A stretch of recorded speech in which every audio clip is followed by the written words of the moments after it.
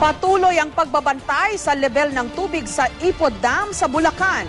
2 gate kasi nito ang binuksan kaninang umaga na otomatikong sinundan ng pagpapakawala ng tubig ng kalapit na Bustos Dam. Dahil dyan naghahanda na ang mga residente ng Norzagaray na direktang maaapektuhan sakaling magpakawala ng maraming tubig ang Ipod Dam. May report si Cara David. 100.2 meters ang spilling level ng Ipod Dam, pero kaninang madaling araw umapaw ito ng hanggang 101.5 meters, kaya agad nilang binuksan ang isa sa 7 gate ng dam. Kapag di raw nila kasi ito ginawa, posibleng masira ang ilang equipment at ang mismong dam, delikado.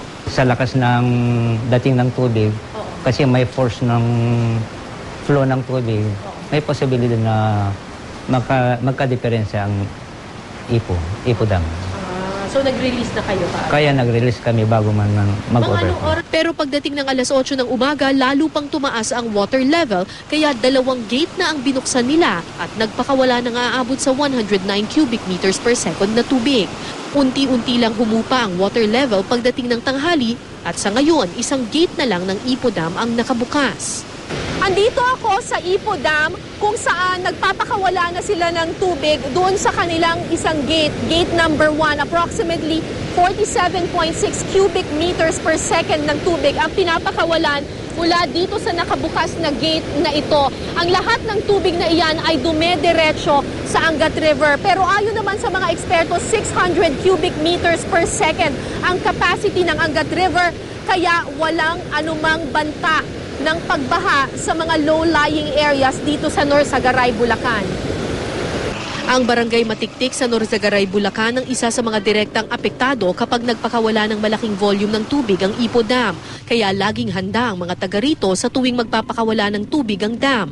May sirena na naka-install sa kanilang tulay para magbigay ng hudyat kung sakasakaling lalaki ang tubig. Pero dahil maliit lang naman ang pinakawalang tubig ng Ipod Dam kanina, halos wala itong epekto sa downstream ng Angat River. Or less pagka mga 3 pinto na ang level niya is 1 meter, so kung 3 is the 3 meters yun, affected na kami. So ano yun, nag-evacuate Yes, na? nag-evacuate na kami doon. Pag 3 meters. Pero as of now, wala. As of now, wala pa. Bukod sa Ipod Dam, nagpakawala rin ng tubig kanina ang Bustos Dam sa Bulacan. Automatic kasi na nagpapakawala ng tubig ang Bustos Dam kapag nagbukas ang Ipod Dam. Nasa 17.5 meters ang spilling level ng Bustos Dam at ngayon nasa 17.43 meters na ito. Cara David, GMA News.